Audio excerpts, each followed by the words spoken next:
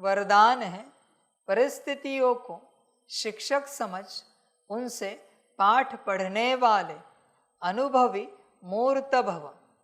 कोई भी परिस्थिति में घबराने के बजाय थोड़े समय के लिए उसे शिक्षक समझो। परिस्थिति आपको विशेष दो शक्तियों के अनुभवी बनाती है, एक सहन शक्ति और दूसरा सामना करने की शक्ति। यह दोनों पाठ पढ़ लो तो अनुभवी बन जाएंगे।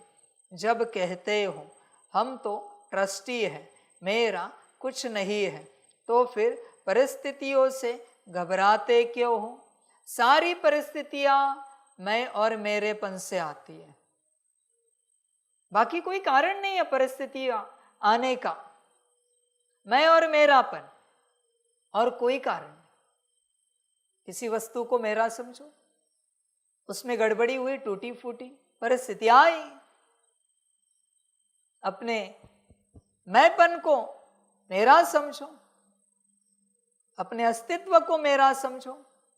किसी ने निंदा की, अपमान किया, ग्लानि की, गाली दी, परिस्थिति आई। मैं आया ना, मेरापन आया ना, परिस्थिति आई। विचार करो, मैं और मेरा छोड़ो, सुखी हो जाओ। सारे परिस्थितियों का कारण मैं और मेरापन, मूल है मैं और मेरापन, जिससे निकलने के लिए बाप कब से कह रहा है। सिंपल बात है, ये वस्तु आपकी है, कुछ हुआ हिल जाओगे, कोई और हिलेगा नहीं। ये वस्तु किसी और की है, कुछ हुआ वो हिलेगा, तुम हिलोगे। उस वस्तु को अपना नहीं समझा है, उसका कुछ भी हुआ नहीं हिले। ये तो मैं तुम्हें समझा रहा हूं। जिसे तुमने मेरा करके समझा है वही से तुम हिलते हो। किसी और के माता पिता शरीर छोड़े, संकल्प नहीं कट कर, तुम हिलते हो।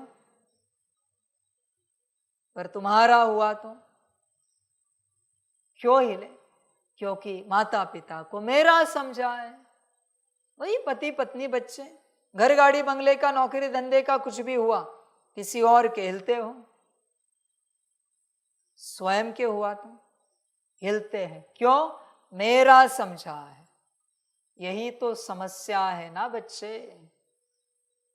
किसी और की कोई चीज गुम हो गई, हिलते हो। क्या कहते हो? अरे मिलेगी, चिंता मत करो। खुद की गुम हुई तो तुम चीज को नहीं ढूंढ रहे हो, मेरापन खोज रहे हो कि मेरापन कहां खो गया। तुम्हें गाली से, अपमान से, निंदा से परेशानी नहीं है। मैंपन को किसी ने छीन लिया, ठेस पहुंचाई, उससे तुम परेशान हो रहे हो। मेरे मैं की निंदा कैसे की किसी ने? मेरे मैं को गाली कैसे दी? मेरे मैं का अपमान कैसे किया कि मैं ऐसा हूं ऐसा हूं? समझ है?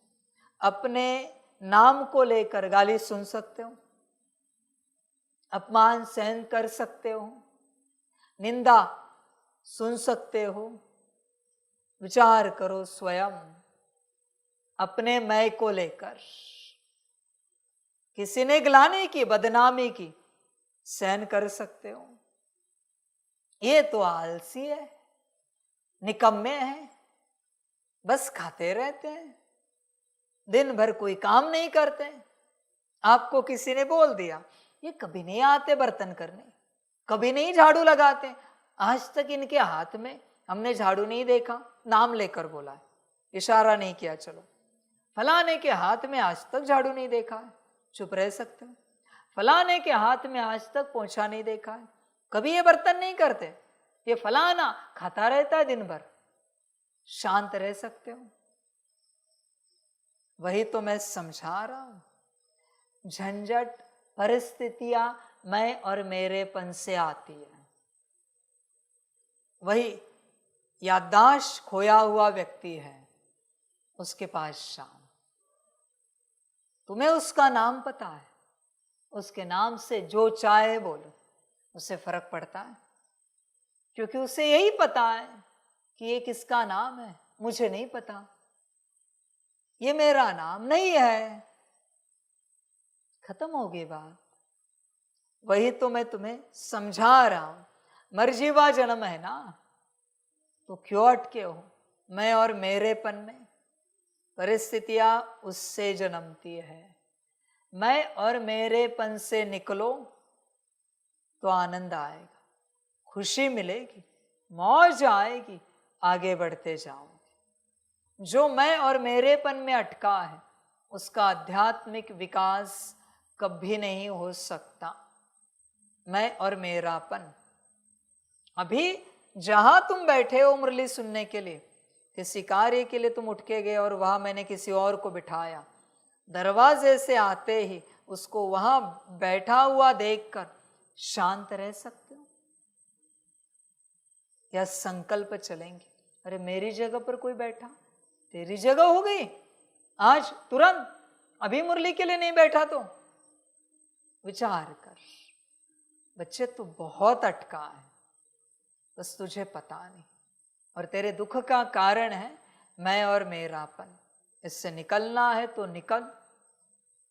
तुझे लगता है दुख ही सुख है तो इसमें ही रह, तेरी अपनी मर्जी, तुझे जो अच्छा लगे कर, वापिस तेरी मर्जी।